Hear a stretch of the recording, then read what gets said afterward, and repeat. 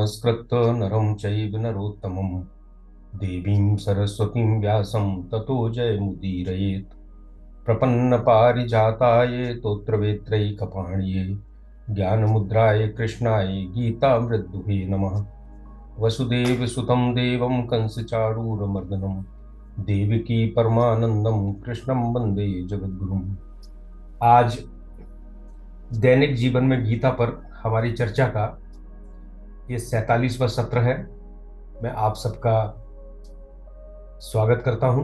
अभी हमारा अध्याय 6 पे हम लोग चर्चा कर रहे हैं और आज हम अध्याय 6 के श्लोक 36 और उसके आगे चर्चा करेंगे। 35वें श्लोक में जब अर्जुन ने पूछा था कि मन तो बड़ा चंचल है, हठी है, शक्तिशाली है, कहीं भी भागता है, इसको हम नियमन कैसे करें, इस पर नियंत्रण कैसे करें। और सारा ध्यान योग इस मन के नियंत्रण का ही खेल है। मन एक साधन है जिसके माध्यम से हमें इस शरीर से परमात्मा तक की यात्रा करना है। तो जब पूछा कि इसका नियंत्रण कैसे करें, तो भगवान ने 35वें श्लोक में कहा था कि हाँ, तुम ठीक कह रहे हो अर्जुन, इसका निग्रह करना, इसका नियंत्रण करना तो बड़ा कठिन है, लेकिन दो चीजें हैं, एक अभ्यास और एक वैराग्य। इसके माध्यम से अभ्यास है तो कौनते ये वैराग्य चल रही थे। अभ्यास और वैराग्य के द्वारा मन पर नियंत्रण किया जा सकता है। और हम लोगों ने अभ्यास पर और वैराग्य पर बात की थी। अब अगला श्लोक आता है, 36वां श्लोक है। असंयतात्मना योगो दुष्प्राप इति मे मतिः वश्यात्मना तु यतता शक्यो वाप्तुम उपायतः। भगवान ने पहले अभ्यास और वैराग्य का कहा, अब कहते हैं कि तीसरी चीज भी है और वो है संयम। असंयतात्मा योगो दुष्प्राप इति मे मति।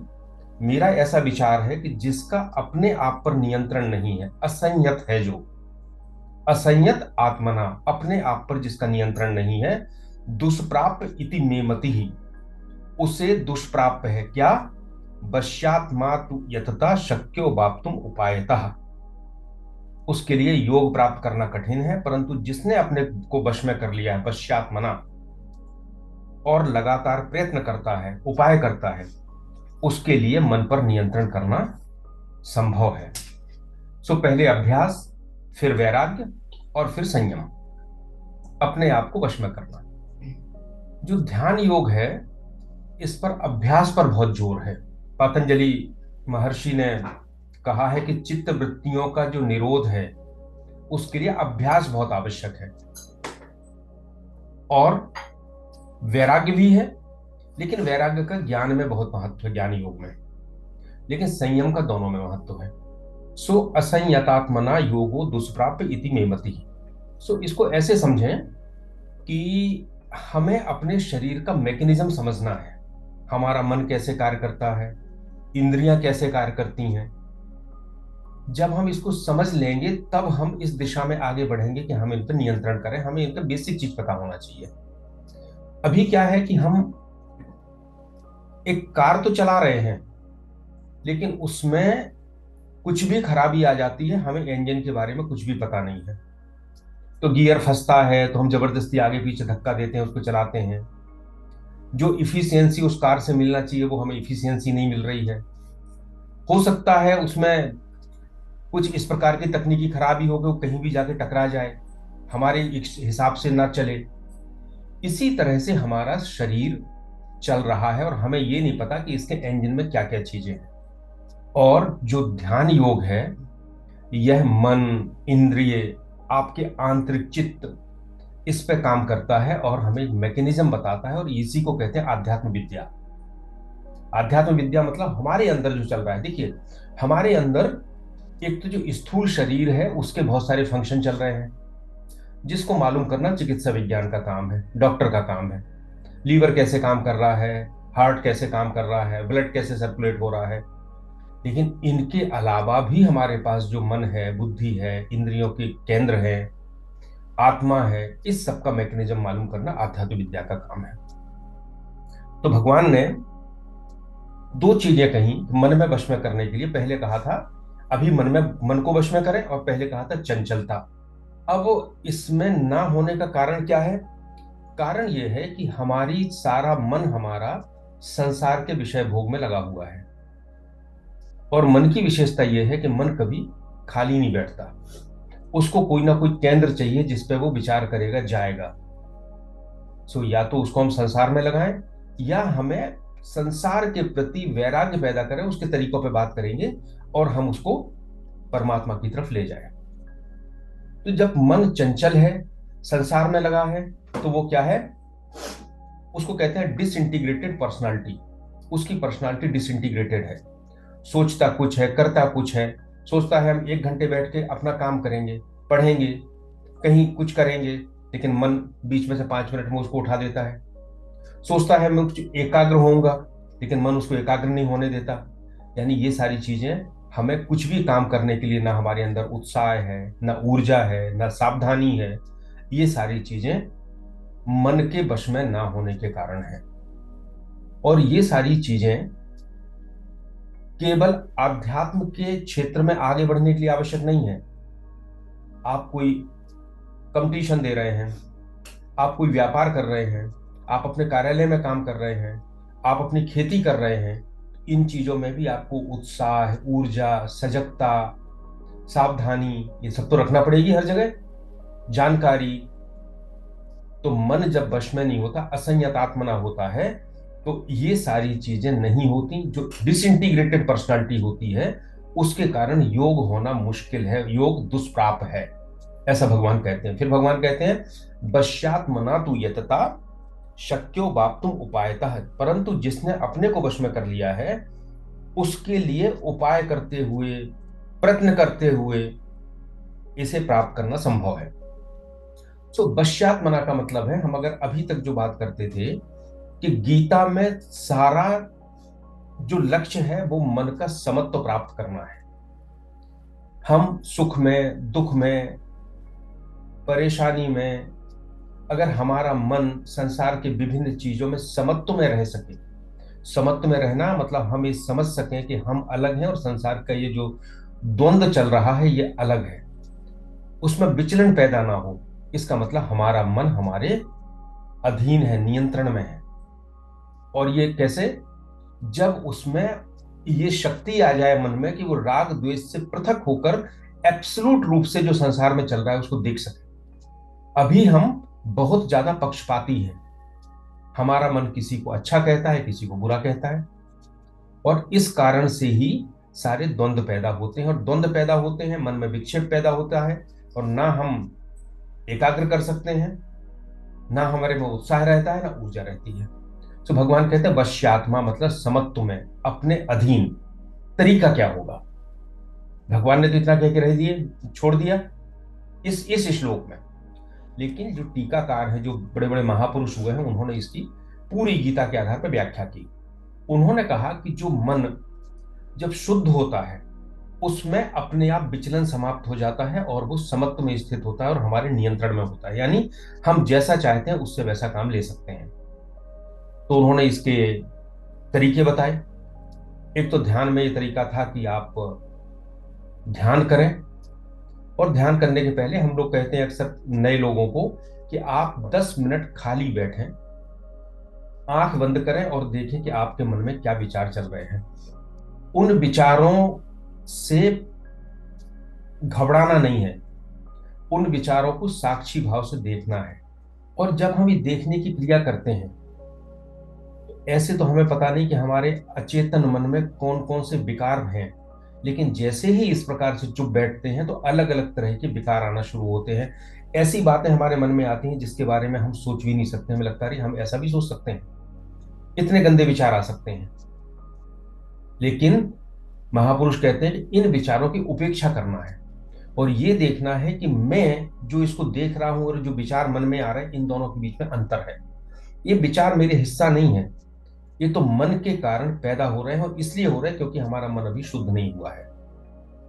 सो इस प्रकार से योग में जो यम, नियम, आसन, प्राणायाम और प्रत्याहार पे हम लोगों ने बात की थी। इस प्रकार से जब अंतः शुद्धि होती जाती है, मन शुद्ध होता जाता है, तो धीरे धीरे फिर इस प्रकार के विचार आना बंद होते हैं और मन के ऊपर हम निरीक्षण की शक्ति हमें प्राप्त होती है और वही हमारा मन के ऊपर नियंत्रण है। स्वामी रामकृष्ण परमहंस कहते हैं कि मन अगर जा रहा है, उसको वश में करना है, तो ठीक है, उसको आप रोक तो नहीं सकते, वो कहीं भी जाएगा, लेकिन प्रयास करो फिर वो ऐसी चीजों पे जाए जो आध्यात्म आध्यात्म के आपके प्रगति के अनुकूल है। ध्यान में बैठे मन कहीं जा रहा है, क्या हम कोशिश कर सकते हैं कि हमने जो ग्रंथ में पढ़ा था हम उसकी तरफ मन ले जाएं? हमने भगवान की लीला के बारे में कहा था, हमने कोई सत्संग किया था, हमने कोई कीर्तन किया था, कोई अच्छा विचार आया था, हम मन को वहां ले जाएं? मन तो कहीं ना कहीं जाएगा। तो उनका कहना है कि आप अच्छी जगह पर मन को ले जाने का प्रयास करें। और वो ये भी कहते हैं कि ऐसे तो अद्वैत की बात करते हैं, पर कहते हैं कि जब हम इस अवस्था में हैं तो हम भले द्वैत द्वैत का पथ ले लें कि हम भक्त हैं और आप भगवान हैं, और भगवान से हम प्रार्थना करें कि वो हमें इस जाल से बाहर निकाले। तो मन को वश में करना, मन को वृत्तियों को देखना, विचारों को उदासीन रहना, उसे घूमने के लिए एक लोकस दे देना, एक घेरा दे देना, जप करना। जप बहुत महत्वपूर्ण है, और जप करने से मन की शुद्धता बढ़ती है, मन की एकाग्रता बढ़ती है। और जब तक जप करते हैं कम से कम उतने समय दूसरे विचार सामने नहीं आते हैं, क्योंकि हम एक इष्ट के सामने बैठ के उसका नाम ले रहे हैं। सो मन वश में नहीं होता है तो विक्षेप आते हैं। विक्षेप यानी हमारा मन विचलित होता रहता है, और जब हमारा विचलन होगा तो ना हम शास्त्र समझेंगे, ना हम गुरु की बात समझेंगे, ना हम सत्संग समझेंगे, ना हम श्रवण समझेंगे, ना मनन कर पाएंगे और ना निधिध्यासन कर पाएंगे। और जब तक ये नहीं होगा तब तक हमारा जो अज्ञान का आवरण है वो हटेगा। सो सबके मूल है मन को वश में करना। अब जो योग का मार्ग है, जैसे मैंने 5 चीजें आपसे पहले कही, यम, नियम, आसन, प्राणायाम और प्रत्याहार, फिर है धारणा, ध्यान और समाधि।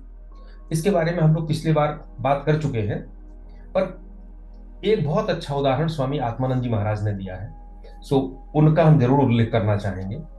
उन्होंने कहा कि मन भागता है, जैसे एक, मान लीजिए एक ऐसा जंगली बैल है जिसको कभी वश में नहीं किया गया, वो कहीं भी भाग सकता है, मार सकता है, कुछ भी कर सकता है, लेकिन हम उसे पकड़ के लाते हैं और उसको एक खूंटे से बांध देते हैं, मजबूत रस्सी से। हमें प्रयास करना पड़ता है। सो ये जो है मन को, जब हम इन 5 प्रक्रियाओं से आगे जाते हैं तो धारणा जो आती है, धारणा का अर्थ है हमने मन को किसी अपने प्रयास के द्वारा किसी खूंटे से बांध दिया। अब जब बंधा रहता है, बंधा रहता है, अभ्यास करते हैं, तो फिर क्या होता है, अगर वो बैल लंबे समय तक खूंटे से बंधा रहे तो आप उसको छोड़ेंगे तो क्या करेगा, वो थोड़ी देर बाहर जाएगा, यहां वहां चरेगा, घूमेगा और वापिस खूंटे पे आ जाएगा। सो भगवान कहते हैं सो आत्मानंद जी महाराज कहते हैं कि ये हो गया ध्यान। अब हमने उसको फ्री छोड़ना शुरू किया, लेकिन वो अपने आप अपने ध्येय के ऊपर आने लगा। और तीसरा समाधि, वो कहते हैं एक समय ऐसी स्थिति आ जाएगी कि बैल को छोड़ भी दोगे और डंडा भी मारोगे, लेकिन वो जाएगा नहीं, वो वहीं रहेगा अपने खूंटे के ऊपर, उसको कहते हैं समाधि। सो बैल हमारा मन है, और इसके माध्यम से हम उसको वश में करते हैं, एक जगह लाते हैं। और उसका ध्यान योग में जो तरीका है वो अष्टांग योग की बात हमने की। ये चूंकि गीता में ध्यान योग एक सहायक के रूप में है, हम कर्म करें, ज्ञान मार्ग पर जाएं या भक्ति करें, मन की एकाग्रता तो चाहिए, उत्साह तो चाहिए, सावधानी तो चाहिए, सजगता तो चाहिए। तो जब इतनी सारी चीजें चाहिए तो हमें मन के ऊपर नियंत्रण तो करना ही होगा। हालांकि राजयोग यानी जो पतंजलि योग है, जिसमें यह अष्टांग योग आता है, आसन से लेकर समाधि तक, ये भी अपने आप में एक स्वतंत्र मार्ग है भगवान तक जाने का। पर गीता में समन्वय सबका किया है, ध्यान योग पे भी एक अध्याय है, परंतु ध्यान योग का मुख्य उद्देश्य इन बाकी 3 योग को मदद करना है। इस श्लोक में 2 चीजें और हैं, यतता शक्यो वाप्तुम उपायतः। यतता का अर्थ है निरंतर प्रयत्न करना। ऐसा नहीं हो सकता है कि आज हमने सोचा कि हम अच्छा विचार करें, आज हम योग करें, आज हम पूजा करें, कल छोड़ दें, परसों करें, फिर ना करें, ऐसा नहीं हो सकता। हमें निरंतर प्रयत्न करना होगा। जिस क्षण भी हम छोड़ेंगे उस क्षण हमारा, अगर हम पूर्ण अवस्था तक नहीं पहुंचे हैं तो उसका पतन होगा, हम पुनः उसी जगह आ जाएंगे। उपायतः। उपायतः का मतलब है जो शास्त्र सम्मत हो। अक्सर अभी जो वर्तमान में चल रहा है वो ये चल रहा है कि लोग शास्त्र सम्मत के स्थान पर सोशल मीडिया के आने के बाद इतने प्रवचन आ गए हैं, इतने टीकाएं, इतने सारे भाव आ गए हैं, लोग लिखते हैं। लेकिन जो लिखते हैं हम उनको पढ़ते हैं, लेकिन जो लिखने वाला है, जो बोलने वाला है, क्या वो प्रामाणिक है? अगर प्रामाणिक नहीं है तो हम अपना समय खराब कर रहे हैं। हम लोग भी बात कर रहे हैं अभी, लेकिन हमारा हमेशा ये कहना रहेगा कि आप प्रामाणिक ग्रंथ पे जाइए, उसमें जो लिखा है उस पर बात करिए। वो आपका उपाय था। कैसे? उदाहरण के लिए, मेरा गणित का पेपर है और मैं भूगोल की पढ़ाई करना शुरू कर दूं तो क्या पास हो पाऊंगा? स्वामी आत्मानंद जी महाराज कहते हैं कि एक साधक उनके पास आया। उसने कहा, महाराज मैं 30 साल से योग कर रहा हूं पर मुझे आज तक कुछ नहीं हुआ, 30 ईयर्स हो गए। आत्मानंद जी महाराज तो बहुत बड़े संत थे, रामकृष्ण मठ से संबंधित थे। उन्होंने कहा, तुम क्या कर रहे हो? तो उसने अपनी जो प्रक्रिया बताई। तो स्वामी जी कहते हैं कि वो हठ योग की एक बहुत साधारण प्रक्रिया में अपना समय 30 साल से खराब कर रहा था। पर बोले उसमें तो 100 साल भी करता तो कुछ नहीं होता, क्योंकि वो प्रॉपर गाइडेंस उसके पास नहीं था। सो हमें ये भी देखना है कि हम गणित की परीक्षा में जा रहे हैं तो गणित ही पढ़े, भूगोल ना पढ़े। और एक बहुत महत्वपूर्ण है कि हमने मन को वश में तो कर लिया, यानी परीक्षा थी। सो हमने ये तो तय कर लिया कि हम पिक्चर देखने नहीं जाएंगे, हम खेल कूद नहीं करेंगे, परीक्षा देंगे। लेकिन परीक्षा के लिए पढ़ाई भी तो करना पड़ेगा। केवल खेल कूद छोड़ देने से या पिक्चर जाना छोड़ देने से परीक्षा में पास नहीं हो जाओगे। सो एक तरफ हमें उसको वश में करना है कि वो परीक्षा देने, वो खेल कूद में ना जाए, वो पिक्चर देखने ना जाए। वहीं दूसरी ओर हमें उसे पढ़ाई भी कराना है। सो आध्यात्म के रूप में हमें मन को वश में भी करना है, लेकिन वश में जब होगा तो कहाँ ले जाएंगे उस मन को? उस मन को भगवान की ओर ले जाना है। और पहले ये बात आई है, हमें इसमें बड़े धैर्य रखने की जरूरत है, क्योंकि ये बहुत लंबी साधना है। और आप सोचिए, हम कोई एक नृत्य सीखना चाहता है, कोई संगीत सीखना चाहता है, कोई अधिकारी होना चाहता है, वो कितनी तपस्या करता है पहले। कई वर्षों की साधना उसके पीछे होती है, तब वो उस लक्ष्य तक पहुंच पाता है, उस आनंद तक पहुंच पाता है। लेकिन जो आनंद, अखंड आनंद जो भगवान देने की बात कर रहे हैं, उस तक जाने के लिए हमें कितनी साधना नहीं करना पड़ेगी। सो हमें मन को वश में करना, मन को भगवान की ओर ले जाना, उसका ध्यान योग एक तरीका है, मन को एकाग्र करता है, हमारे दूसरे योगों में मदद करता है। अब वो इसमें हम अगले श्लोक पे जाने के पहले मैं चाहूंगा कि हम लोग मन के बारे में थोड़ी सी चर्चा करें, क्योंकि जो हमारा भारतीय मनोविज्ञान है उसके जनक महर्षि पातंजलि हैं। और उन्होंने अपने योग सूत्रों में मन के ऊपर जितना काम किया है उतना पश्चिम में नहीं हो पाया है। और अभी भी अब पातंजलि के योग सूत्रों के ऊपर ही मनोविज्ञान का जो एडवांस स्टेज है उसके ऊपर शोध हो रहा है। पहले यह था कि पश्चिम मन पर नियंत्रण करने की बात ही नहीं जानते थे पश्चिमी विद्वान।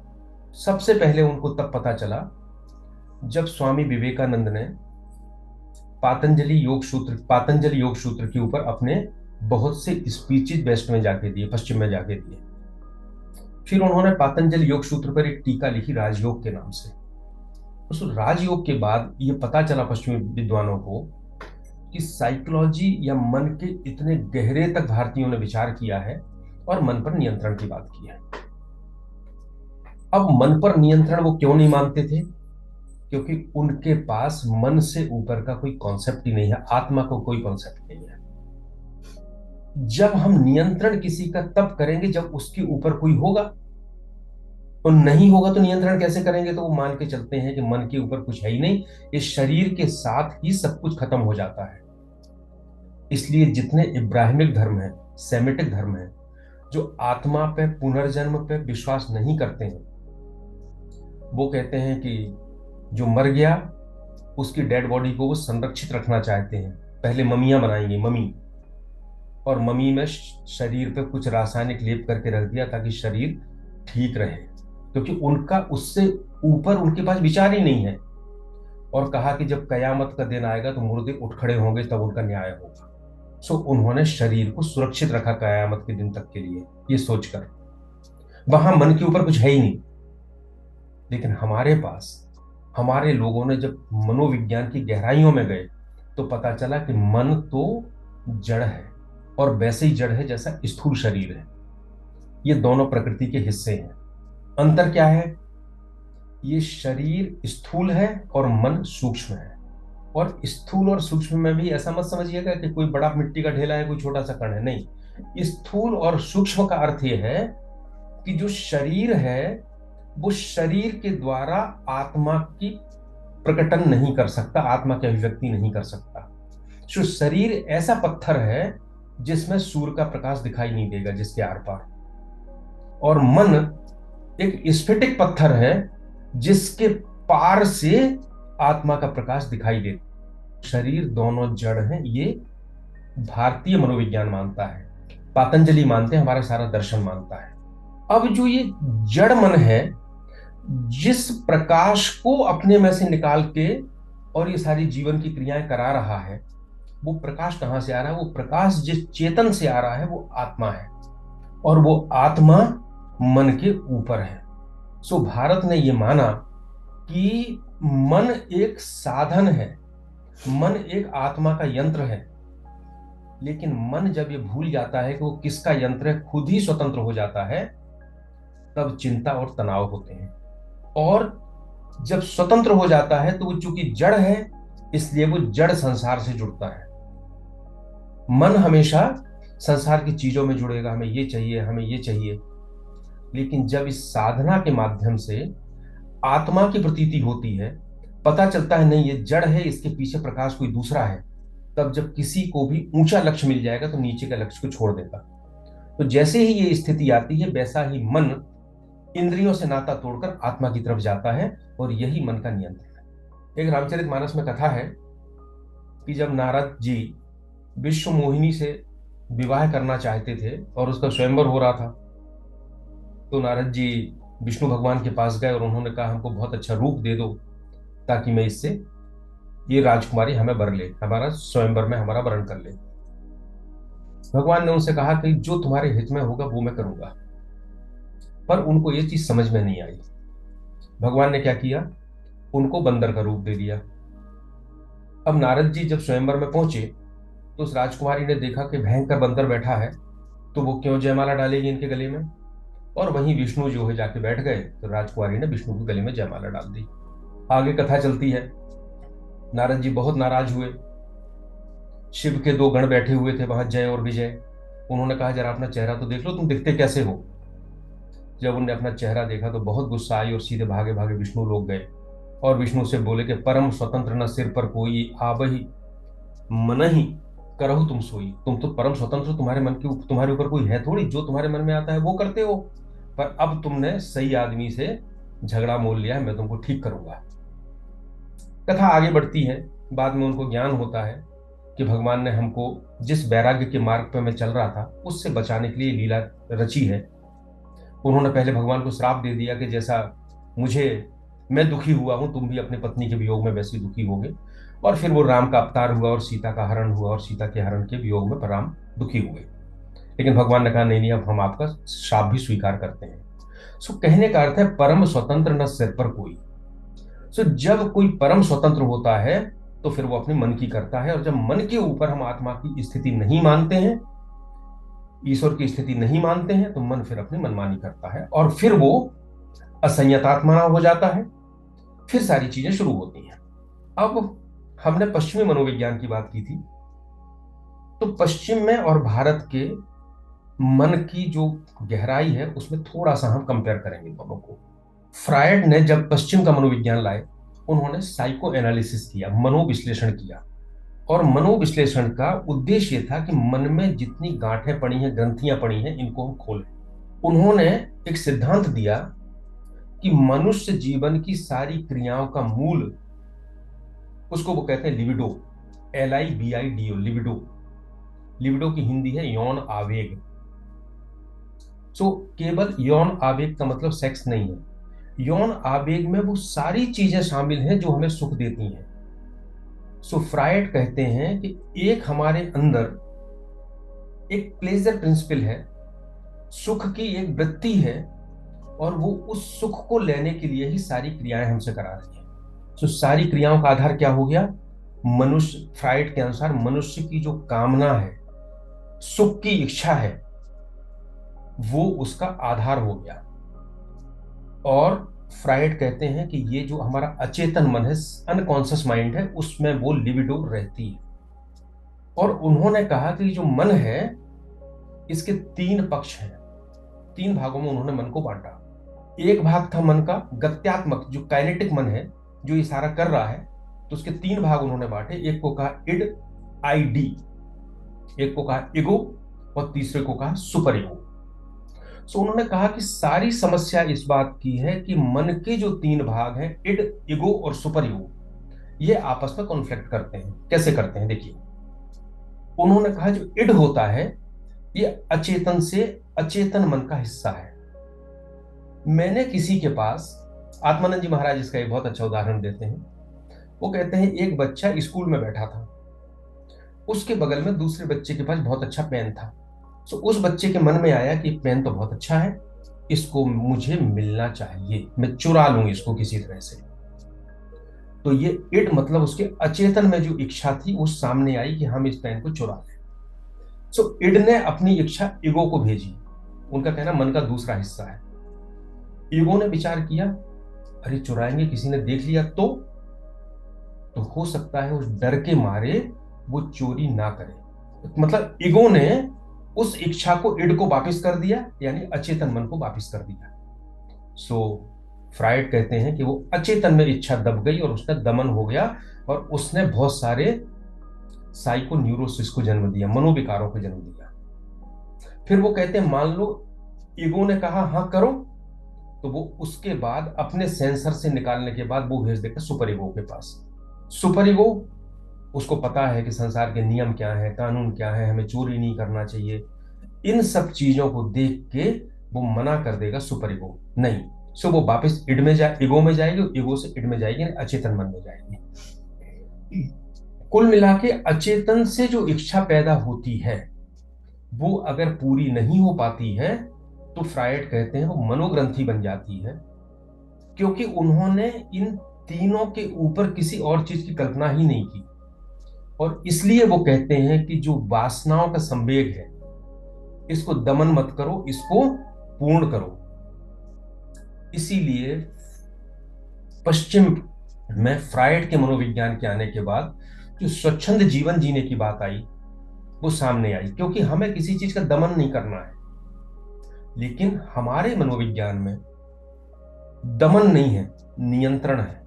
उस पर हम चर्चा करेंगे। तो फ्रायड का यह कहना है कि अचेतन में जो है, अगर उसको पूरा नहीं करोगे तो साइकोन्यूरोसिस, आपको मनोविकार होना शुरू हो जाएंगे। आप सोओगे तो स्वप्न में वो वासनाएं आएंगी। वो मन के तीन हिस्से और करते हैं। एक तो चेतन है जो हम जागृत हैं, एक अवचेतन है जो हमारा स्वप्न है, और तीसरा अचेतन है जो हमारा सुषुप्ति है। मतलब कॉन्शस, फिर स्वप्न सबकॉन्शियस अचेतन अवचेतन, और सुषुप्ति अनकॉन्शस। तो वो कहते हैं कि हम अचेतन में झांकते हैं वो, और उनकी एक बड़ी देन भी है। देखिए, ये तो गहराई की बात है, स्तर की बात है। उन्होंने एक सम्मोहन के माध्यम से, फ्रायड ने उस अचेतन मन में जो चल रहा है उसको सामने लाए, और ये कहा कि जो रोग होते हैं शरीर में, वो केवल शरीर से नहीं होते, वो मन से भी होते हैं। उनको कहते हैं साइकोसोमेटिक डिसीजेस। सो जितने साइकोसोमेटिक डिसीजेज हैं, उसमें अचेतन मन के स्तर को ओपन किया सम्मोहन के माध्यम से, उसमें झांका और उसकी दवा की। अब लेकिन इस पूरी प्रक्रिया का एक साइड इफेक्ट है। अगर हम हर लिबिडो को अपनी क्रिया का आधार माने तो बहुत बुरी स्थिति होती है। जब फ्रायड ने ये कहा कि किसी भी इच्छा के पीछे लिबिडो है, कामेच्छा है, कामना है, तो इतने बुरे बुरे उसके इंटरप्रिटेशन किए गए कि महिलाओं ने, फ्रांस में उस समय स्थिति ये हुई कि महिलाओं ने अपने बच्चों को दूध पिलाना बंद कर दिया, क्योंकि उनको लगा कि बच्चा जो दुख पान कर रहा है, ये भी एक कामेच्छा की पूर्ति है। बच्चा अंगूठा चूसता है, उसको भी ले जाके सेक्स से जोड़ दिया कि ये उसके मन में कोई आंतरिक भावना है जिससे वो अंगूठा चूस रहा है। तो हमने अपनी दुनिया को जो सहज थी, उस दुनिया को हमने केवल हर चीज को लिबिडो से जोड़ दिया। ऐसा नहीं है, पातंजलि इस बात को नहीं जानते थे। उन्होंने भी आधि और व्याधि दो बातें कही हैं। व्याधि माने शरीर में होती है और आधि माने जो मन में होती है। लेकिन फ्रायड ने हमारे अंदर की अचेतन की गंदगी को उजागर तो किया, मेंटल एनालिसिस तो किया, लेकिन मेंटल सिंथेसिस, संश्लेषण नहीं कर पाए। उसको उजागर कर दिया दबाव के माध्यम से, कुछ माध्यम से। और वो भी कौन सी? अचेतन की भी दो स्तर होते हैं।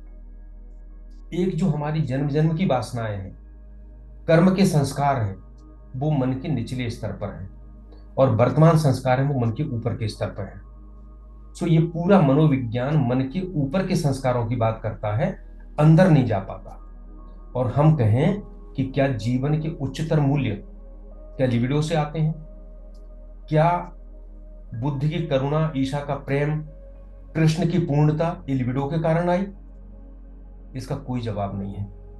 सो जीवन के उच्चतर मूल्यों की जब हम बात करते हैं तो भारतीय कहते हैं कि हमारा लक्ष्य सुख नहीं है, हमारा लक्ष्य परफेक्शन है, पूर्णता है। फ्रायड ने, मनोविज्ञानी ने, बीमार मन के ऊपर काम किया, और पतंजलि ने पूर्ण मन के ऊपर काम किया, संयत मन के ऊपर काम किया। सो ये पूरा जो है ये इंटीग्रेशन ऑफ पर्सनालिटी है, जिससे हमारे ना केवल हमारे आध्यात्मिक काम बल्कि हमारे दैनिक काम, संसार के काम भी उतने ही परफेक्ट होते हैं, हम उतने ही सुखी होते हैं। और हमारा जो धर्म है वो केवल मृत्यु के बाद के लिए नहीं है, वो इस संसार में भी सुख के लिए है। वेदांत संसार और इंद्रिय सुखों को कभी मना नहीं करता। वो केवल ये कहता है कि जो इंद्रियों का सुख है ये भी उस अखंड आनंद का, आत्मा के आनंद का छोटा सा अंश है।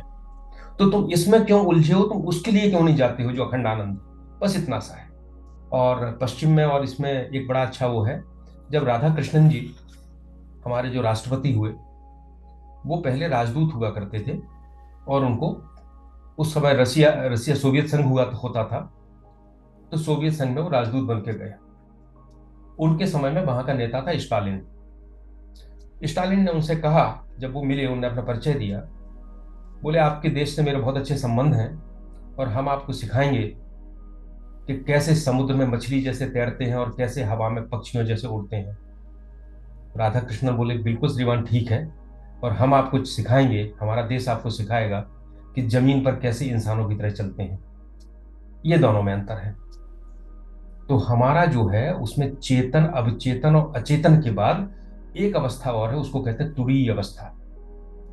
सो हमारा ये मनोविज्ञान जो पूरी प्रक्रिया है, अचेतन मन को जगाता है, लेकिन केवल ऊपरी स्तर को नहीं, उसके निम्न स्तर को भी उसको वश में लाता है।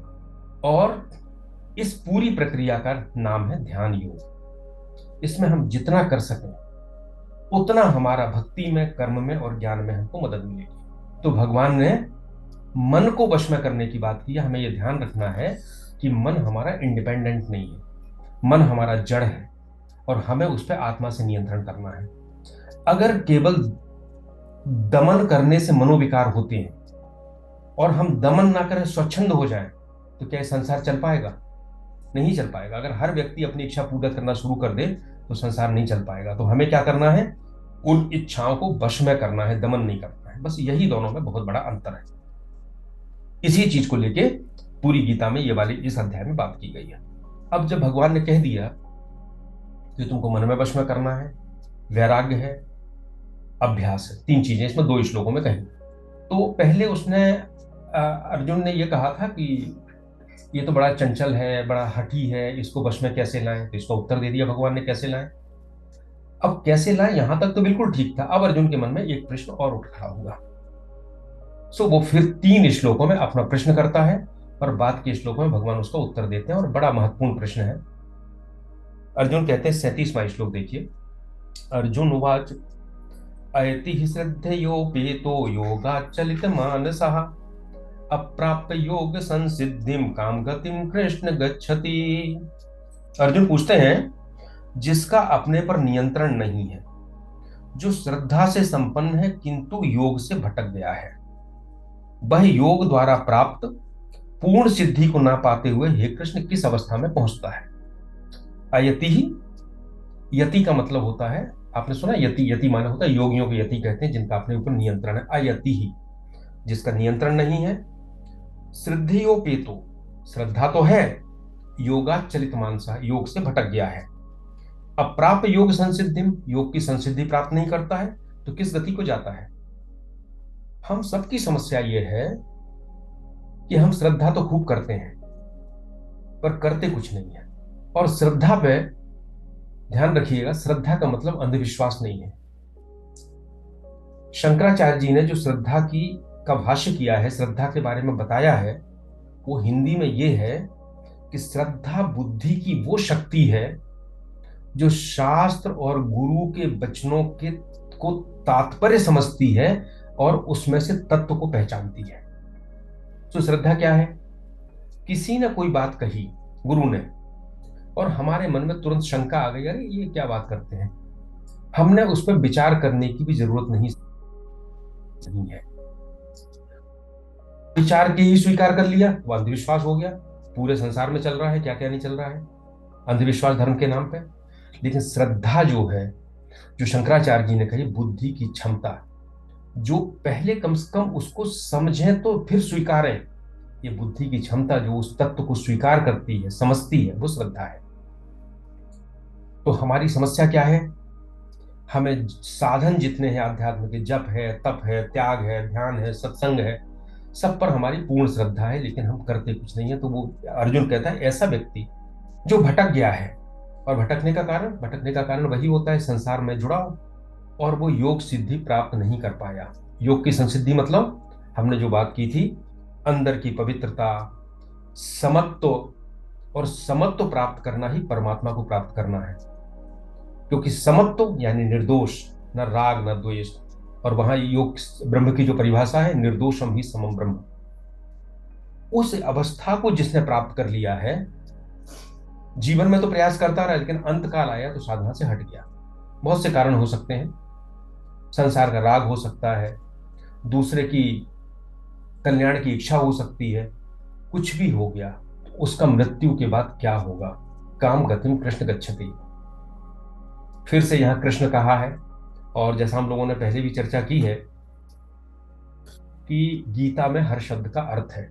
कृष्ण कहते हैं, तो चूंकि पहले बात हुई है कि कृष्ण मतलब जो खींचता है, तो कहते हैं तुम ही खींचने वाले हो, तुम ही गतियों को देने वाले हो, तो तुम उसको कहां ले जाओगे? ऐसे व्यक्ति को जिसने अपना साधन तो किया, लेकिन अंत समय में जो उससे विचलित हो गया।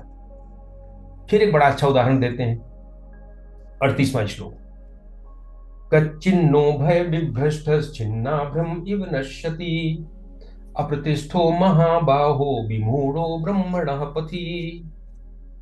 कहीं ऐसा तो नहीं होगा कि दोनों ओर से भ्रष्ट हुआ मनुष्य बादलों जैसा छिन्न भिन्न होकर नष्ट हो जाए। हे महाबाहो, जो ब्रह्म की राह में भ्रमित हो गया है, डामाडोल हो गया है।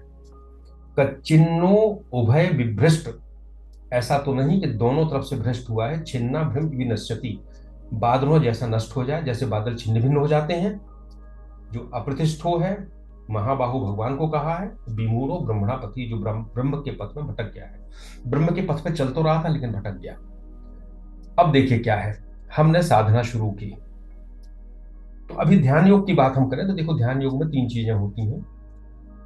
कर्म का त्याग होता है स्वरूप से, और वो बैठता है ध्यान में। सो अर्जुन कहता है कि उसने कर्म का त्याग कर दिया। अगर कुछ कर्म कर रहा होता, पुण्य कर्म कर रहा होता, तो उसको स्वर्ग मिलता, तो कर्म का भी त्याग कर दिया, तो बोले उसकी संभावना भी नहीं है। संसार में रहता तो संसार का भी आनंद लेता, तो योगी बन गया तो वो आनंद भी छोड़ दिया, और ब्रह्म की प्राप्ति नहीं हुई, भटक गया। ऐसे से तो महाराज कम से कम हम एक चीज तो लेते, संसार की आनंद ले लेते। इसका क्या है, क्या इसका सॉल्यूशन है? ऐसा तो नहीं, ये तो नष्टा उतो भ्रष्टा, यहां भी नष्ट हो गए, वहां भी भ्रष्ट हो गए। हम साधारण भाषा में कहते हैं माया मिली न राम, साधना भी छूट गई, सिद्धि भी छूट गई। और बादल जब आता है तो पानी से भरा होता है, खूब गर्मी पड़ी है, बादल आता है तो बड़ी आशा हो जाती है, बादल आएगा तो बारिश करेगा, छाया करेगा सूर्य के ताप से। लेकिन हवा चलती है, और हवा के प्रवाह में बादल छिन्न भिन्न हो जाता है। सो ना तो वो पानी देता है और ना वो छाया देता है, उसकी सार्थकता ही समाप्त हो जाती है। एक लक्ष्यहीन भटकाव होता है हवा के साथ, वो लक्ष्यहीन भटकाव में चला जाता है। तो वो कहते हैं कि क्या हम इसी तरह नष्ट तो नहीं हो जाएंगे, संसार से भी गए और परमात्मा से भी गए। अप्रतिष्ठो, अप्रतिष्ठो का मतलब है प्रतिष्ठित नहीं हुआ, हो पाया। सो संसार भी छोड़ दिया, संसार में भी प्रतिष्ठित नहीं हुआ और योग में भी प्रतिष्ठित नहीं हो पाया। विमूढ़, विमूढ़ मतलब भटकना, परमात्मा के मार्ग में भटक गया, मोहित हो गया। तो ये जो प्रश्न है, इस प्रश्न ने बड़ा कल्याण किया, क्योंकि इस प्रश्न के बाद ही भगवान ने, एक और श्लोक है इसके बाद ही भगवान ने एक बहुत महत्वपूर्ण बात जो हमारे इस जन्म के बाद के जीवन है उसके बारे में बताई। तीसरा श्लोक और है। अभी तो भगवान से क्या पूछा उसने, पहले तो पूछा कि जो जिसका मन पे नियंत्रण नहीं, योग से भटक गया है, सिद्धि प्राप्त नहीं हो पाई, वो किस अवस्था में पहुंचेगा। फिर कहा है ऐसा तो नहीं हो कि बाद में की तरह छिन्न भिन्न हो जाए।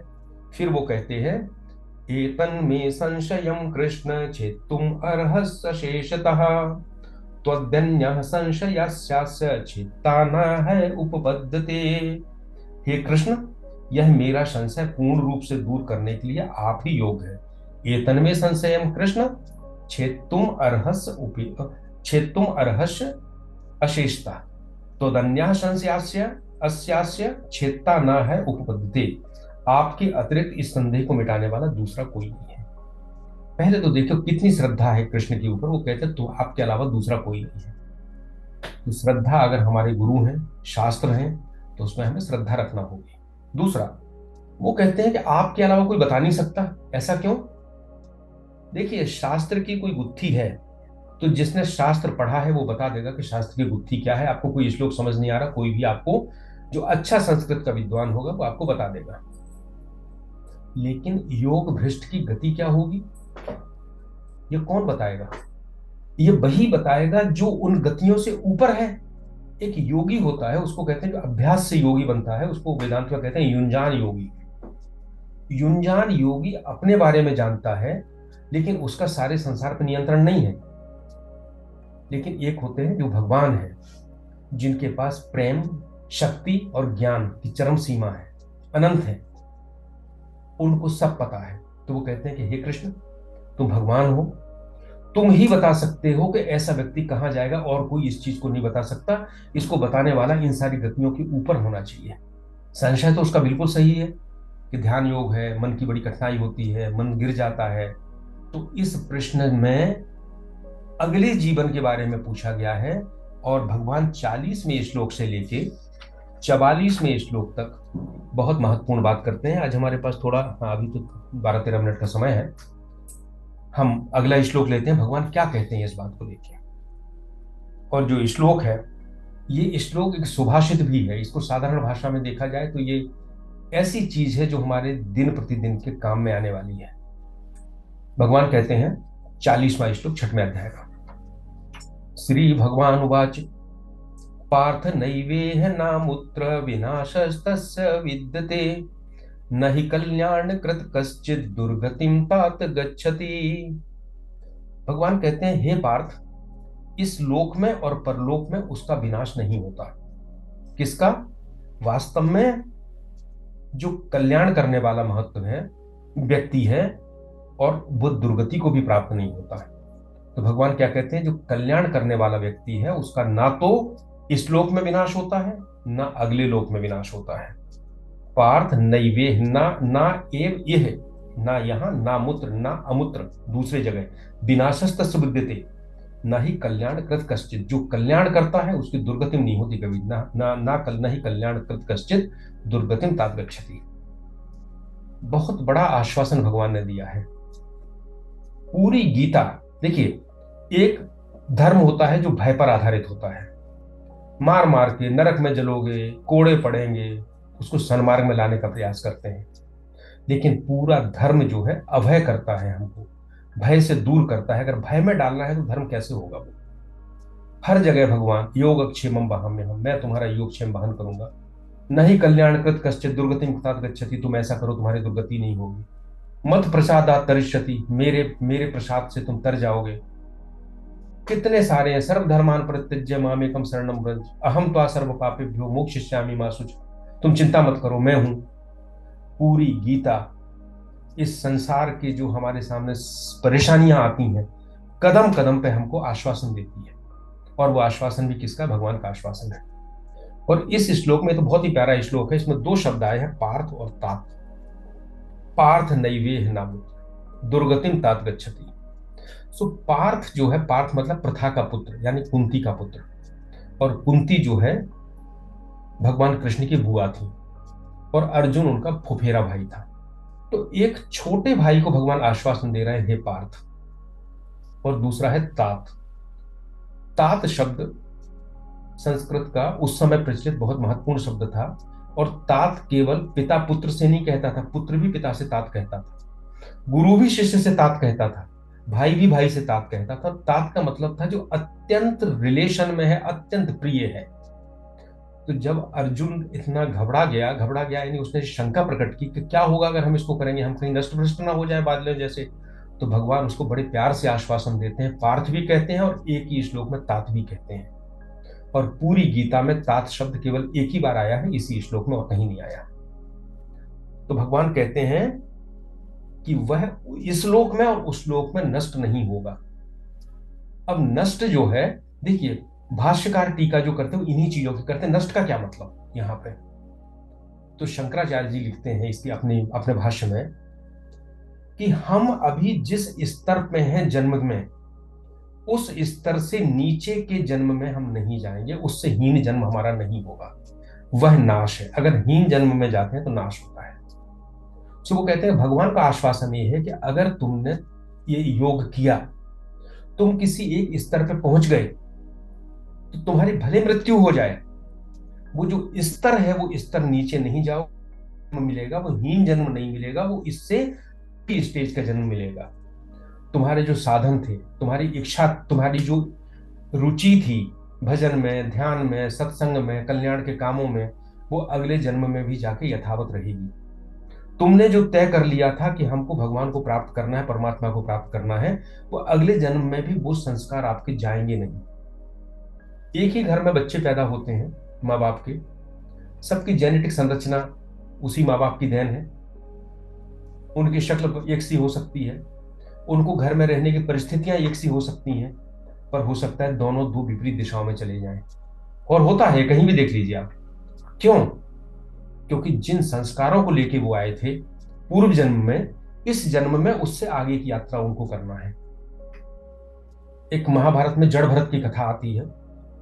भरत बड़े राजा थे, लेकिन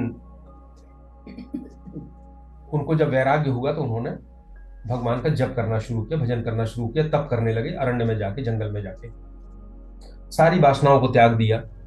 वहीं पे उनको एक हिरण का बच्चा मिला और उसके प्रति उनका इतना मोह हो गया, अच्छा लगा, उसको पाल लिया, रख लिया अपने पास में, कि जब वो मरने लगे तो उनके ध्यान में केवल वो हिरण का बच्चा था। तो चूंकि ध्यान में वो था तो उनको हिरण की योनि मिली, वो हिरण हो गए।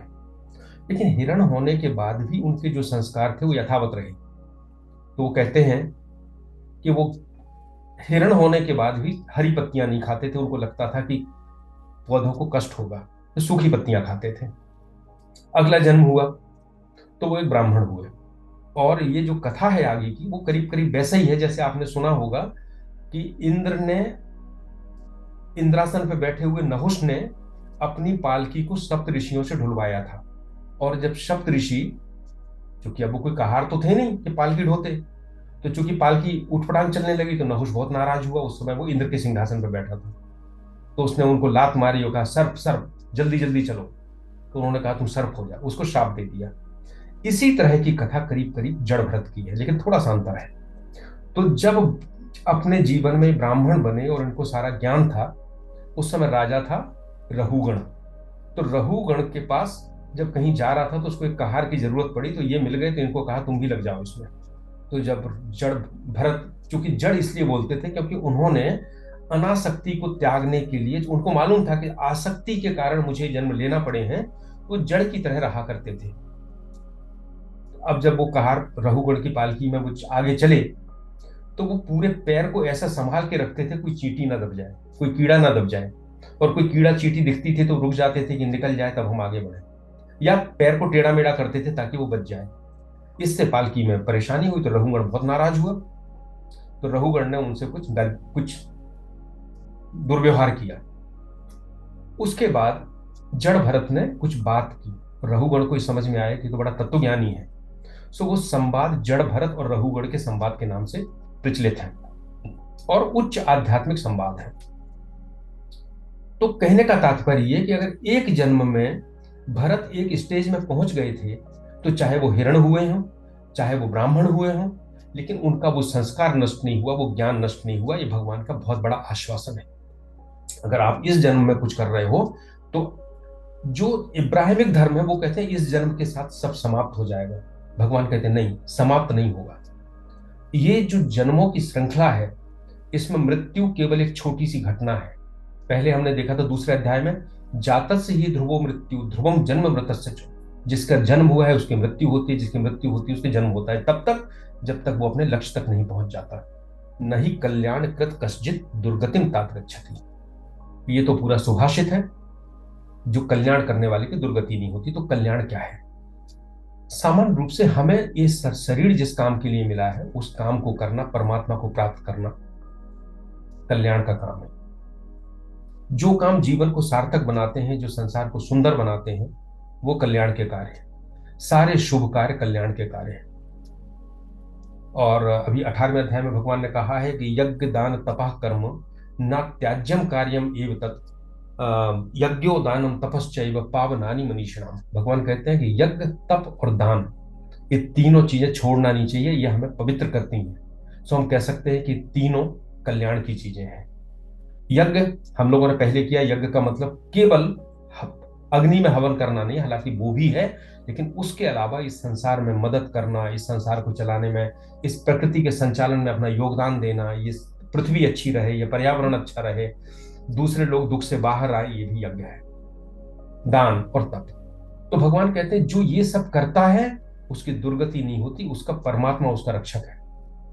और दुर्गति का अर्थ क्या है? दुर्गति का बड़ा साधारण, कष्ट, बुरी परिस्थिति, भगवान कहते हैं ये नहीं आती है। अब आप कहेंगे कि ये तो पहले कह चुके हैं भगवान की तांत्रिक भारत, ये तो आएंगी और इनको सहन करो। ठीक है, लेकिन ये परिस्थितियां आएंगी तो वो आपके ऊपर कितना संस्कार आपके मन पर डालेंगी, कितना विचलन पैदा करेंगी, उनसे भगवान आपको बचाते हैं। और सारे आध्यात्म के ऊपर एक भगवान की कृपा अलग होती है, जिसका कोई लॉजिक कहीं नहीं मिलता है। वो कृपा जब होती है तो फिर ये सारी चीजें, सारे नियम कानून अलग हो जाते हैं। और हम ये कर्म के सिद्धांत में मानते हैं। भगवान कहते हैं कि वर्तमान कर्म जो है, जैसे पुराने कर्म हमारे अभी प्रारब्ध बने हैं जिससे हम अपना जीवन जी रहे हैं, इसी तरह वर्तमान के कर्म भी हमारे आने वाले समय का प्रारब्ध बनेंगे। वर्तमान कर्म आज ही फल दे सकते हैं, 10 साल बाद दे सकते हैं और अगले जन्म में भी दे सकते हैं। संचित कर्म हो सकता है, प्रारब्ध कर्म हो सकते हैं। इसमें हम लोगों ने कर्म योग के समय बात की थी। तो भगवान कहते हैं कि जब आज आप कल्याण का काम कर रहे हो तो ये जो कर्म है, ये जब प्रारब्ध बनेगा आपको तो ये उसी अनुसार बनेगा, दुर्गति होने का प्रश्न ही नहीं है। पर कभी कभी प्रारब्ध के कारण बुरी संगत भी हो जाती है। कई बार ऐसा हो जाता है हम दूसरे के कारण कष्ट पाते हैं। तुलसीदास जी लिखते हैं कि विधि बस सुजन कुसंगत पर ही, विधि के कारण सज्जन कुसंगत में पड़ जाते हैं। फनी मनी सम निज गुण अनुसर ही। और लेकिन जैसे मणि सर्प के साथ, विष के साथ रहती है, ऐसा व्यक्ति भी अपने जो पुराने संस्कार है उसको लेके चलता है। और भगवान ने एक जगह कहा था, स्वल्पम अपश्य धर्मस्य त्रायते महितो भयात्। धर्म का छोटा सा भी अगर पालन करते हैं तो आपके महान दुख को दूर करता है। तो भगवान इसमें आश्वासन दे रहे हैं कि अगर आप इस मार्ग पे चलते हैं, भगवान को पाने के मार्ग पे चलते हैं, तो आप ये मत सोचो कि आपने संसार को छोड़ दिया और आप पा नहीं पाए तो आप बीच में बादल की तरह नष्ट हो गए। नहीं, तुम्हारा जो अगला जन्म होगा वो इससे आगे की स्टेज में होगा, आपके संस्कार वहां काम देंगे। हम पहले अजामिल की कथा पढ़ते थे। तो अजामिल क्या था? अजामिल पहले बहुत अच्छा एक सात्विक व्यक्ति था। बाद में वो बड़ा दुष्ट हो गया, सारे दुष्कर्म करने लगा। और जब मरा तो उसके पुत्र का नाम था नारायण, तो उसने अपने पुत्र को पुकारा तो पुराण कथा कहती है कि भगवान विष्णु ने समझा कि ये हमें पुकार रहा है, तो उनने यमदूतों को छोड़ हटा के अपने दूत भेज दिए।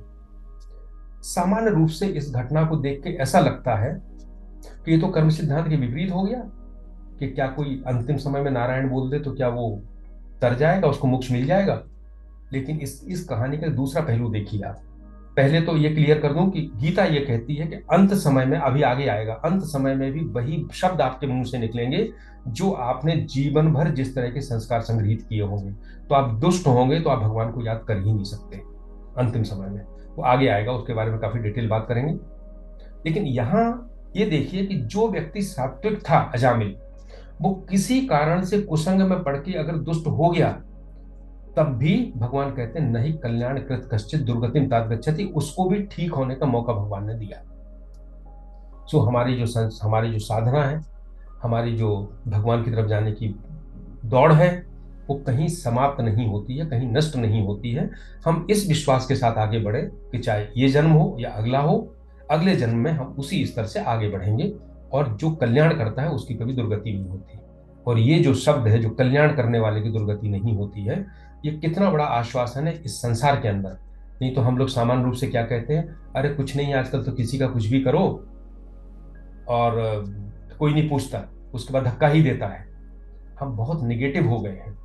एक स्वामी अनुभवानंद जी महाराज कहते हैं, आखिरी कहूंगा, बोलते हैं आपको पता नहीं चलता कि कल्याण कहां से वापस आता है। वो कहते हैं कि एक बार हम मथुरा में थे, तो एक दुकान के सामने बैठे थे।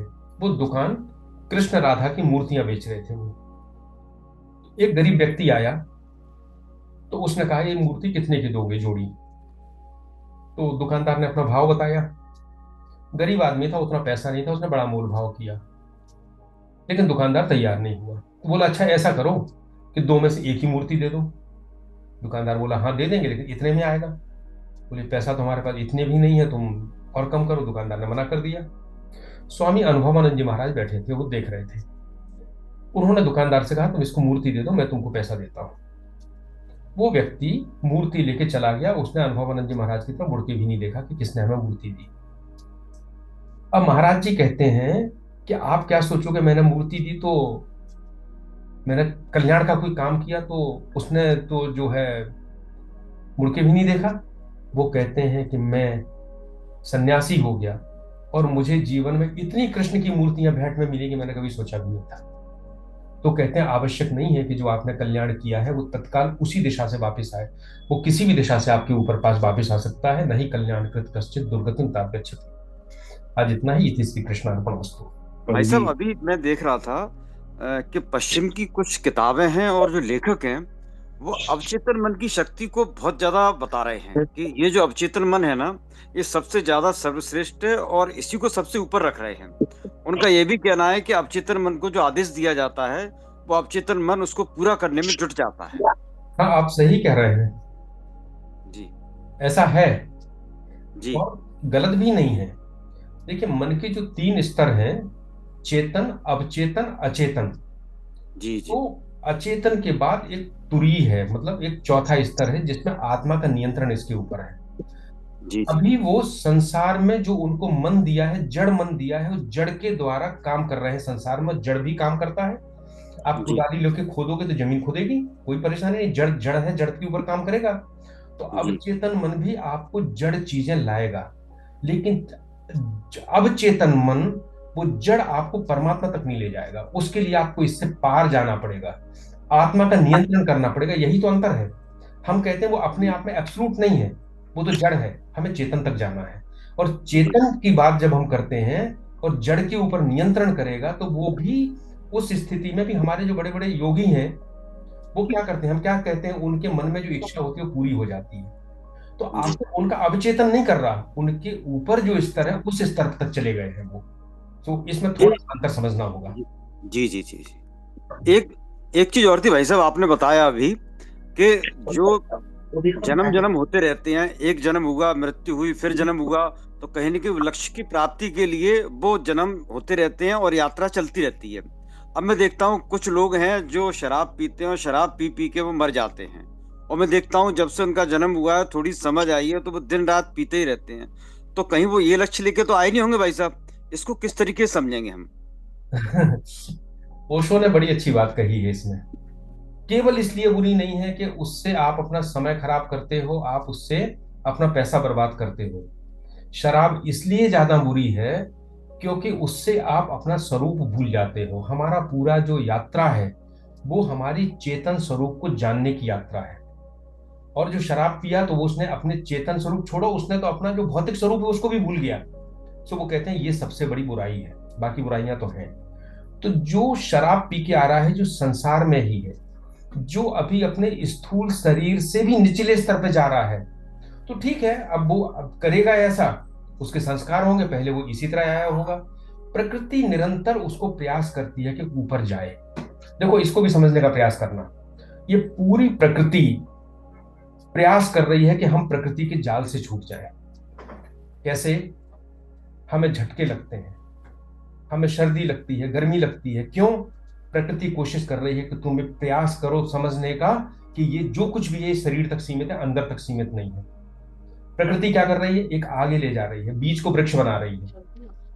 प्रकृति एक नहीं तो मैं पहाड़ अभी की चीजों को, पत्थरों को चूर चूर कर रही है, उसको एक नए फॉर्म में ले जा रही है उससे। और जो नया फॉर्म चूर्ण चूर्ण होकर बन रहा है, मिट्टी बन रहा है, उसमें से चेतन प्रकट हो रहा है वृक्ष के रूप में। सो आप देखेंगे पूरी प्रकृति आपको आगे ले जा रही है। अब हमारे पास जो स्वतंत्रता है उसमें हम आगे जाएं या ना जाएं, ये हमारी स्वतंत्रता है। शराब पिए ना पिए, और पहले तो सोमरस पीते थे लेकिन उसके बाद भी यज्ञ करते थे। सो अकेला शराब खराब है, लेकिन अकेले एक चीज को दोष नहीं दिया जा सकता। और ऐसा भी नहीं कह सकता कि शराबी हमेशा दुष्टी होगा। शराबी बहुत अच्छा कल्याण करने वाला भी हो सकता है, शराब भी पीता हो। और संसार के कई ऐसे हमने मालूम है, कहते हैं कि कई डॉक्टर ऐसे हैं, मैं क्षमा करेंगे, ऐसा हमने सुना है कि कोई एक डॉक्टर थे, वो पहले पी लेते थे, उसके बाद अच्छा ऑपरेशन करते थे। ये सबके ऊपर लागू नहीं है, ये सामान्य बात है। कई बार हम कहते हैं कि सो हर चीज के बारे में हमें कंपेरेटिव देखना पड़ेगा, सापेक्ष रूप से देखना पड़ेगा। जी भाई साहब। नमस्कार सर। नमस्कार सर, जो कंटिन्यूअसली हम लोग डिस्कस कर रहे हैं उसमें मुख्य बात मुझे ये लग रहा है कि मन के संबंध में हमें सही ढंग से समझना पड़ेगा कि मन क्या है। जी। तो स्वाभाविक रूप से मेरे मन में बहुत दिन से ये मन है कि मन है क्या चीज, मन और माइंड में क्या संबंध है। और अगर हम मन को परिभाषित करना चाहें, डिफाइन करना चाहें कि मन क्या है, कैसे समझें कि मन क्या है, तो उसके विषय में अगर कुछ बता पाए।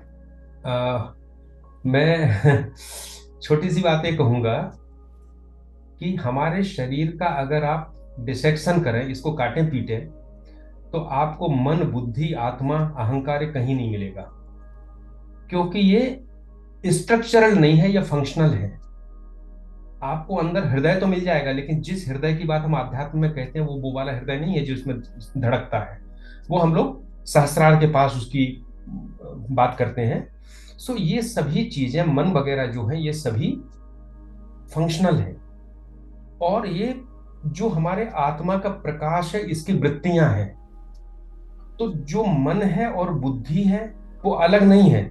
वही मन, वही चित्त, वही जो अंतरात्मा है, वही मन के रूप में भी आती है और बुद्धि के रूप में भी आती है। अब कहते हैं कि जब वृत्ति में निश्चय नहीं होता तो मन होता है, और जब निश्चय हो जाता है तो उसको बुद्धि कहते हैं। अब वृत्ति क्या है? कहते हैं कि मन जो है वो विचारों के प्रवाह ही मन है। लगातार विचार निकल रहे हैं, वही मन है। और विचार नहीं होंगे तो मन नहीं होगा।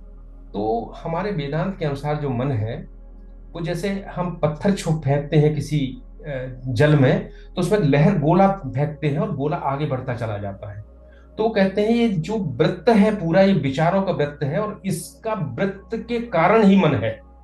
अब चूंकि वो फंक्शनल नहीं है, तो फंक्शनल सॉरी स्ट्रक्चरल नहीं है, तो हम इन इंद्रियों के माध्यम से ये नहीं कह सकते कि वो पर्टिकुलर हम निकाल के दिखा दें कि ये मन है। कोई नहीं दिखा सकता। ये आपको अनुभव करना पड़ेगा और ये देखना पड़ेगा कि आपका जो खुद का मन है, हमें दूसरे के मन की बात नहीं करना, हम अपने मन को जाने, उसके लिए आपको स्वतंत्रता है, मुझे लगता है। और जो माइंड की बात करते हैं, मस्तिष्क की बात करते हैं, मस्तिष्क तो एक इंस्ट्रूमेंट है जिसके अंदर ये वृत्तियां काम करती हैं। और इनको अगर हम साइंस के रूप में देखेंगे तो कहते हैं कि माइंड में जो न्यूरॉन्स हैं वो बहुत सारे इलेक्ट्रिक वेव्स निकलती हैं उनमें से, जिनके माध्यम से सब कुछ होता है। और अध्यात्म में हम जाते हैं तो वो जो इलेक्ट्रिक वेव्स है वो प्राणिक ऊर्जा है, प्राण है, उसको प्राण के रूप में डिस्क्राइब किया है। सो फंक्शनल ना होने के कारण इसको इंद्रियों के माध्यम से नहीं बताया जा सकता, लेकिन इस पर विचार किया जा सकता है और विचार करके ही उन मन की वृत्तियों से बाहर जाया जा सकता है। तो अगर इसको हम सही ढंग से समझ पाए, तो अगर मन में कुछ भी चल रहा है, मन में कुछ भी बातें आ रही हैं, सही गलत, सुंदर और सुंदर, जो भी आ रहा है वो मन का प्रवाह है। मतलब मन कोई ऐसा मतलब स्ट्रक्चरल तो नहीं है, फंक्शनल ही है। तो जब तक विचार है तब तक मन है। विचार शून्य हो गए स्वाभाविक रूप से तो मन शून्य हो गया, इसका ये मतलब। बिल्कुल सही कह रहा है। और समत्व में स्थित होना क्या है? समत्व में स्थित होना यानी जब आपको सब कुछ सम दिखने लगा तो आपके विचार खत्म हो जाएंगे। सो समत्व में स्थित होना, मन का खत्म होना, एकाग्र होना किसी भगवान के ऊपर, ये करीब करीब एक ही वस्तु के अलग अलग पहलू हैं। और चूंकि ये विषय बहुत गहरा है, हम लोग बड़े साधारण लोग हैं, तो हम लोग जितनी है उतनी ही चर्चा कर सकते हैं, लेकिन हम प्रयास करें नहीं नहीं उस नहीं, हम तरह सब से लोग को, आई एम श्योर कि बहुत सब लोगों को फायदा हो रहा है और हम लोगों की मन में शुद्धता तो आ ही रही है, ये तो निर्विवाद है। धन्यवाद, धन्यवाद सर, धन्यवाद। हमको ओम प्रकाश जी ने बहुत सुंदर तरीके से मन के संदर्भ में बात की। और ये जो सांख्य दृष्टिकोण है पूरे प्रकृति का, संसार का, जगत का जैसे कहते हैं, उसमें दो तत्वों को मूल मानते हैं। एक फिजिकल है जिसको प्रकृति बोल रहे हैं, और दूसरा चेतन है जिसको हम पुरुष बोल रहे हैं। और दो प्रकार की ये पूरी की पूरी रिसर्च है यदि आप कहें तो। जो भारतीय व्यवस्था है वो चेतन पर रिसर्च करती है, वो चेतन को समझने की कोशिश कर रही। और जो पाश्चात्य है वो कहती है कि प्रकृति सब कुछ है, वो प्रकृति से कह रही है। तो जब इस दृष्टिकोण से पाश्चात्य तरीके से बात करते हैं तो वो ये कहते हैं कि जो मन है वो पदार्थ का उत्पाद है। It is the quality of this body. शरीर के कारण मन है, और भारतीय दर्शन कहता है मन के कारण शरीर है। और दो अलग अलग चीजें हैं, एक मस्तिष्क है और एक मन है, मतलब ब्रेन एंड माइंड। तो मोटे तौर पर जो वेस्टर्न फिलॉसफी है वो मन को ब्रेन से जोड़ देती है कि वो ब्रेन ही मन है। कई बार उनकी स्थिति इस तरीके से बनती है। और भारतीय दर्शन जो है वो बोलता है कि ये मन शरीर से भिन्न है, मन पहले है फिर शरीर है। ये इस तरीके की भारतीय विचारधारा है, जो मैंने पढ़ी समझी। इसको आप कितने हद तक महसूस करते हैं वो अलग बात है। और एक और अभी किसी एक विद्वान को मैं सुन रहा था, तो उनका कहना है कि माइंड जो है बॉडी और मतलब प्रकृति और पुरुष के मिलन का वह स्तर है जहां पर प्रकृति और पुरुष मिलती हैं, उनके बीच में इंटरेक्शन होता है। और एक तरीके का, इसीलिए हमारा दर्शन कहता है तोरा मन दर्पण कहलाए। तो वो दर्पण के जैसा काम करता है आपके ऊपर। चेतना जब आपके ऊपर फॉल करती है, आपके शरीर के साथ, जब आपके शरीर में वो कैपेसिटी पैदा हो जाती है उस स्ट्रक्चर के कारण, और वो जब रिफ्लेक्ट होती है और मिरर पर एक इमेज क्रिएट करती है, तो जो इमेज बनने की जो कैपेसिटी है वो मन है। और भारतीय दर्शन में अंततः मतलब ईशा उपनिषद ये कहता है ईशावास्यम इदम सर्वम। हम तो अभी चेतना की जो बात कर रहे हैं वो चेतन की बात करते हैं, लेकिन ईशावास उपनिषद ये कहता है कि संसार में जो कुछ भी है उस सब में चेतना का वास है। मतलब जो जड़ है उसमें भी चेतना है। हमारा दर्शन तो उस लेवल तक जा चुका है। वो रिफ्लेक्ट तब होती है जब उसका एक स्ट्रक्चर बन जाता है एक विशिष्ट प्रकार का। जब छोटा सा, जब एक मतलब वायरस का एक सेल बनता है, उसमें किसी प्रकार से चेतना थोड़ी सी रिफ्लेक्ट होने लगती है। बैक्टीरिया में होती है, सब में अलग अलग किस्म से चेतना रिफ्लेक्ट होती है। हमारा शरीर जो है लगभग 17-18 ट्रिलियन लिविंग सेल्स का एक कॉम्बिनेशन है। जब 17-18 ट्रिलियन सेल्स मिलकर एक साथ रिफ्लेक्ट करते हैं तब हमारी चेतना बनती है। तो मनुष्य की जो चेतना है वो जो ब्रह्मांड में उपलब्ध चेतना का सबसे ज्यादा हिस्सा रिफ्लेक्ट करती है। और इस चेतना में जो शक्ति उत्पन्न हुई है उस शक्ति से आप इस ब्रह्मांड के रहस्य को जान सकते हैं, यही जीवन का लक्ष्य भी है। तो ये इस तरीके की एक, मैं अभी पिछले दिनों, मुझे याद नहीं आ रहा कि मैं कहाँ सुन रहा था, लेकिन ये इस तरीके की एनालिसिस है कि जो मन है, तो अब सवाल ये है कि मन जैसे शक्कर है। अब यदि आप शक्कर को तोड़ना शुरू करें और उसमें देखें कि उसमें मिठास कहाँ पर है, शक्कर के भी यदि आप टुकड़े करना शुरू करें तो आप उसमें से मिठास कहाँ पर है नहीं बता सकते। तो ये जो मिठास है शक्कर की, वो फिजिकल है, लेकिन मनुष्य के शरीर का जो मन है वो एक डिफरेंट लेवल पर है। तो ये इस तरीके की बहुत सारी बात हैं। तो अल्टीमेट ये जो है वो अनुभूति का विषय है।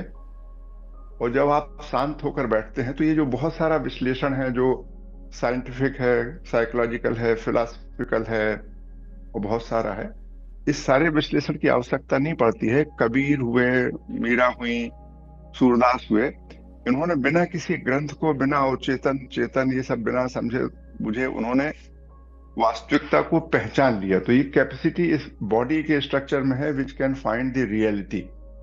तो आपको बिना इन सारे डिस्क्रिप्शन के, और हम सब की दिक्कत क्या हो रही है कि हम सब लोग इसी डिस्कशन में बहुत पसंद करते हैं कि हमको कोई बताए कि अवचेतन क्या है, चेतन क्या है।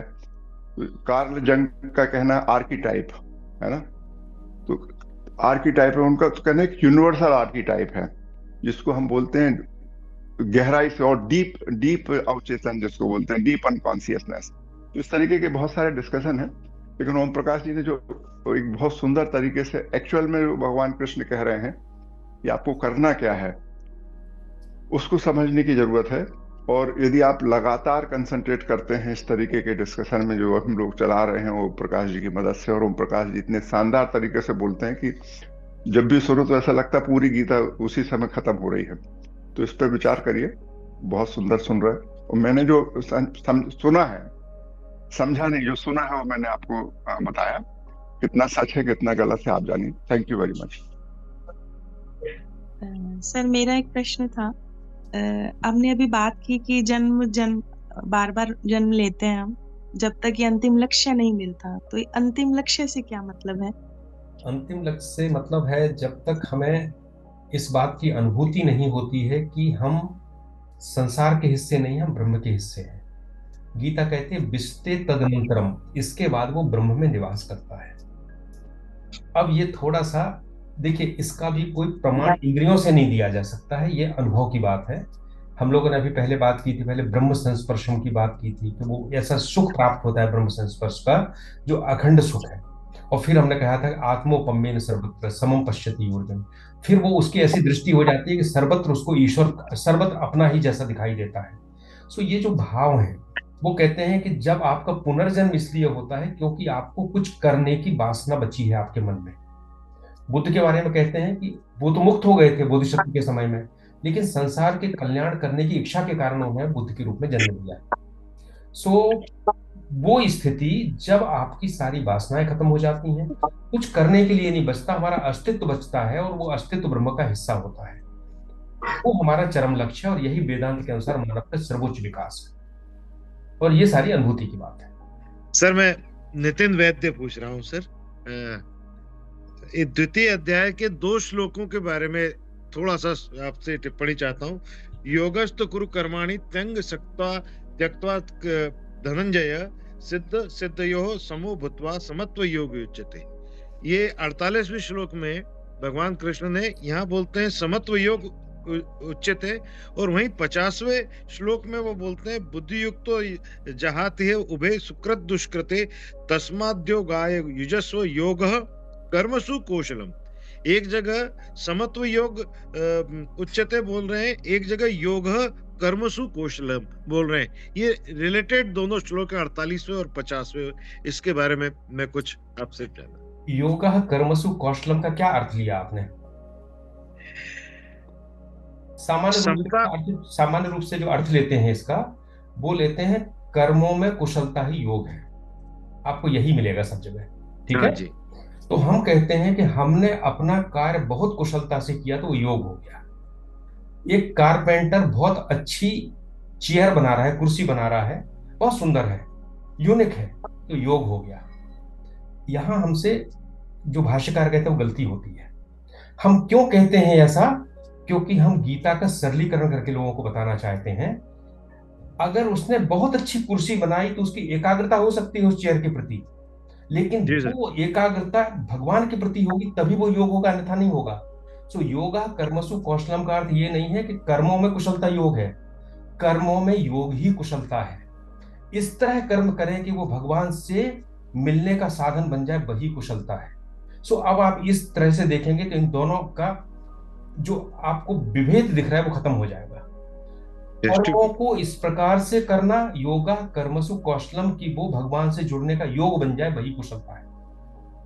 सो अब आप इसको पूरी तरह से इस तरह लीजिए, इसको पूरी तरह से, अब दोनों जो है आपके श्लोक बिल्कुल एक हो जाएंगे। दृष्टिकोण ही बदल दिया आपने, तो मैं जो सोच रहा था उसका दृष्टिकोण ही। धन्यवाद सर। इसी तरह से देखिए, हम लोग कहते हैं ना है। कि वर्क इज वर्शिप, कर्म ही पूजा है।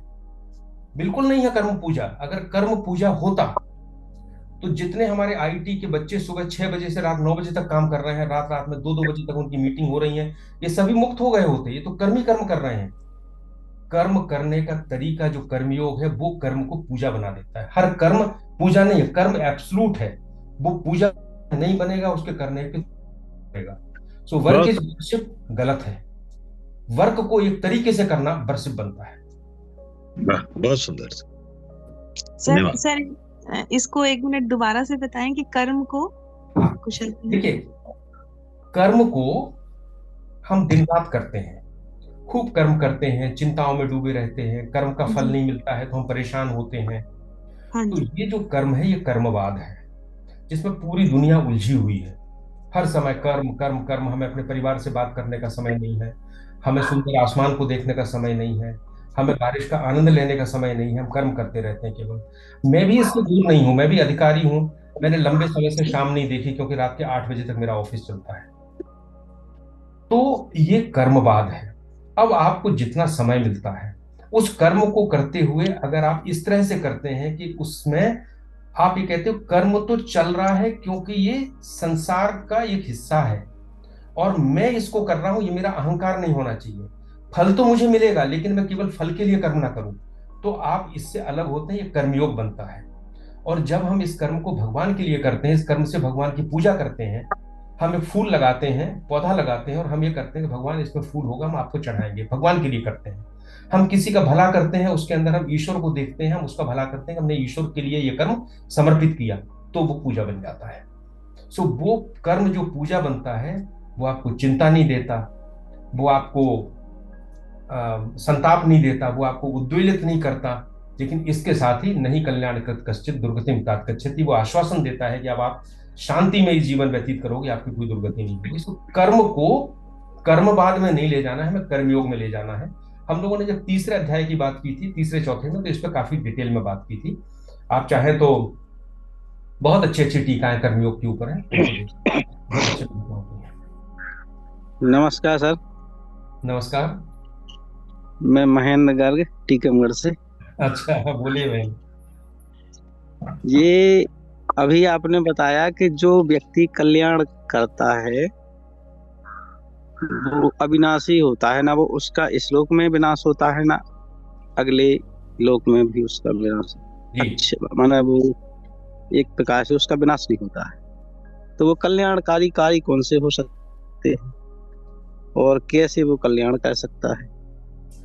आप दूसरी बात, एक आपने और बताया कल्याणकारी कार्य क्या हो सकते हैं, ये तो इसमें बहुत गहराई में बहुत ज्यादा दिमाग लगाने की जरूरत नहीं है। जो आपको खुशी दें, दूसरे को खुशी दें, दूसरे का दुख दूर करें, साधारण भाषा में तो वो सारे कल्याणकारी कार्य हैं जी। कल्याण का मतलब इसी से अपने द्वारा किए गए कार्यों पर, जो अच्छे कार्य हैं दूसरों के हित में किए गए हैं। हाँ हाँ, बिल्कुल। लेकिन देखो, गीता जो है एक बहुत ऊपर चेतना की बात करती है। ऐसे साधारण भाषा में हम देखते हैं तो हमें लगता है अहिंसा हमेशा कल्याणकारी है, लेकिन नहीं। धर्म युद्ध में हिंसा भी कल्याणकारी है। अगर हिंसा कल्याणकारी नहीं होती तो अर्जुन को युद्ध में क्यों लगाते? सो कोई भी कार्य कब कल्याणकारी है, कब कल्याणकारी नहीं है, ये तय करेगा वो परिस्थिति कौन सी है। जी जी भूखे व्यक्ति को आपने रसगुल्ला खिला दिया तो कल्याण भी हो जाएगा, और डायबिटीज का मरीज होगा तो उसका अकल्याण भी हो जाएगा उसी को जी खिलाने। जी सो हर कर्म, बिल्कुल देखो कर्म एब्सलूट है, जैसे बिजली करंट एब्सलूट है, आप उससे ठंडा भी कर लो गर्म भी कर लो, ठीक है। इसी तरह जी से सर्प का विष, उससे आदमी को मार भी दो और मरते हुए आदमी को बचा भी लो उसी के द्वारा।